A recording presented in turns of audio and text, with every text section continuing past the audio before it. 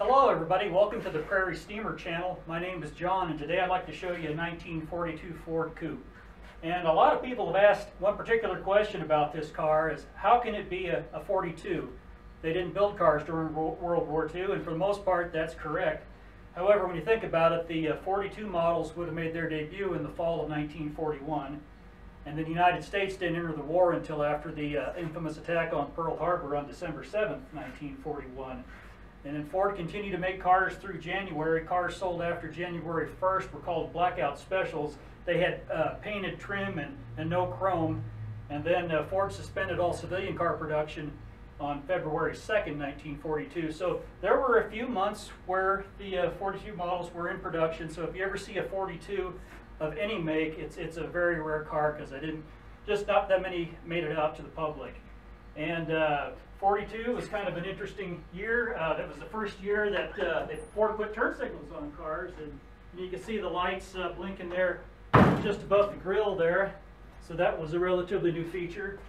And the 42 was available with a couple of different engines. It had a 90 horsepower 6-cylinder engine, and this particular car has the 90 horsepower 8-cylinder engine. If you look real close here on the hood, you can see the V8 Ford badge right there. Another interesting thing about this car is if you look down here on the bottom of the grill, you can see there's an oval hole down here. That's where you can put in a hand crank if you would need to hand crank it. So as late as 1942, they were making provisions for starting a car with a hand crank. I think 42 might have been the last year for that. I think the 46s and later did not have a hole down here. Another nice thing I like about this car is this grill. This is the only year that they used this grill was in 1942, and I think it's the best looking grill of the era. Completely restyled the front end from 1941, and like I said, this was only in production for the one model year, and I've heard it called the electric shaver grill because these vertical bars kind of resemble an electric razor. After civilian car production stopped in 42, there weren't any cars available.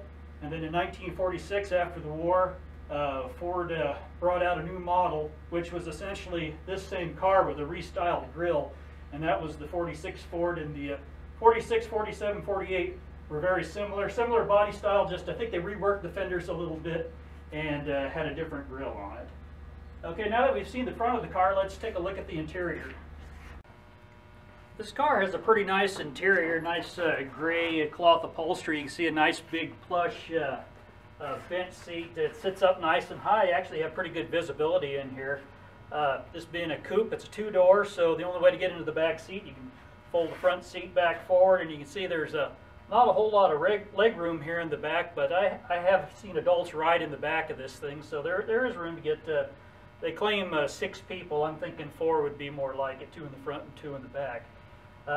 Another interesting thing is if you look right down here, you've got the concealed running board right here, and probably by the 40s, I think running boards were starting to look old-fashioned on cars, so some manufacturers, like Ford, I believe Chevy did it too, put these hidden running boards which are concealed underneath the doors, and they still felt the need to install them. I'm not really sure why. It's only about a 4-inch step here, so it seems like you could get in the car without even using a running board, but it's plenty roomy in here, lots of leg room, lots of headroom. The steering wheel position is very comfortable.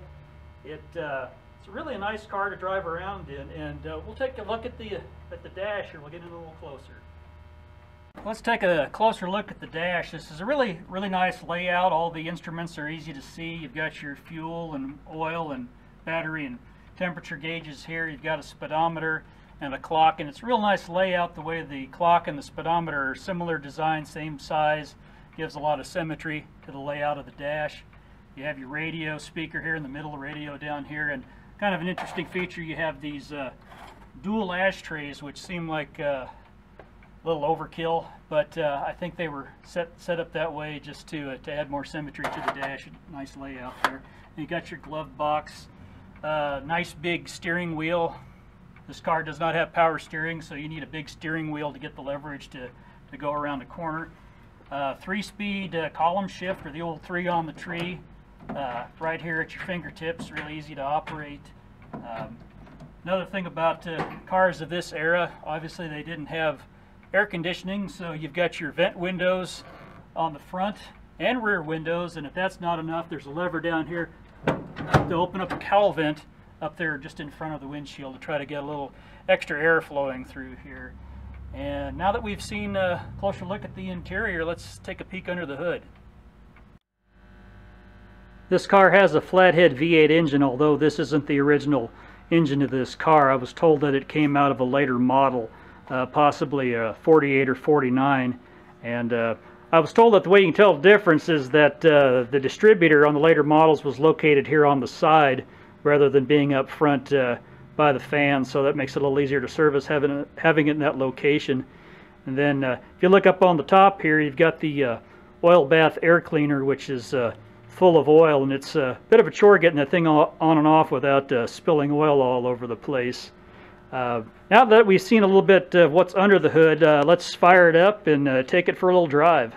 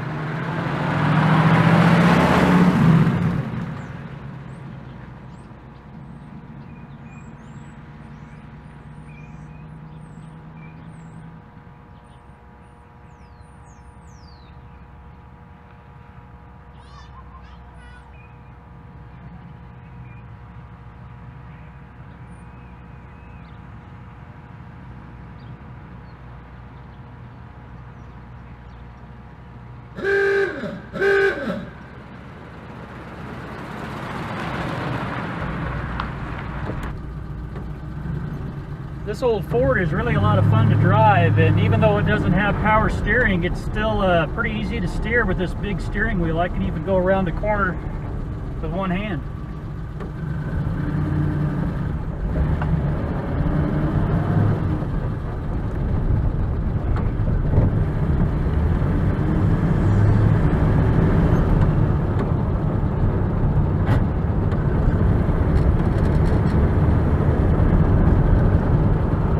Despite the primitive suspension, it rides pretty smooth even on a bumpy road like this.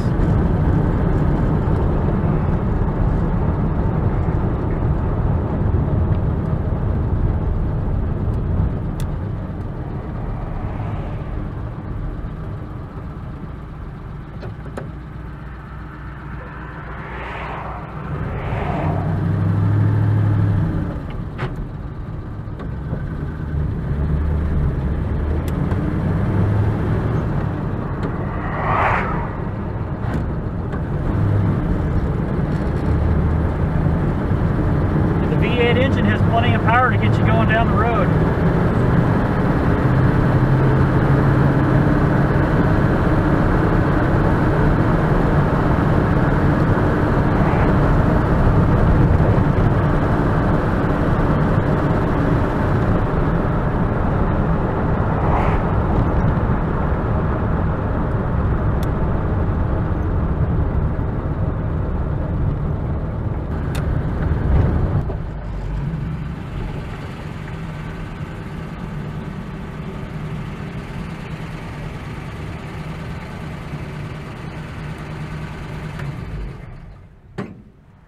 Well, I hope you enjoyed this video on the 1942 Ford Coupe.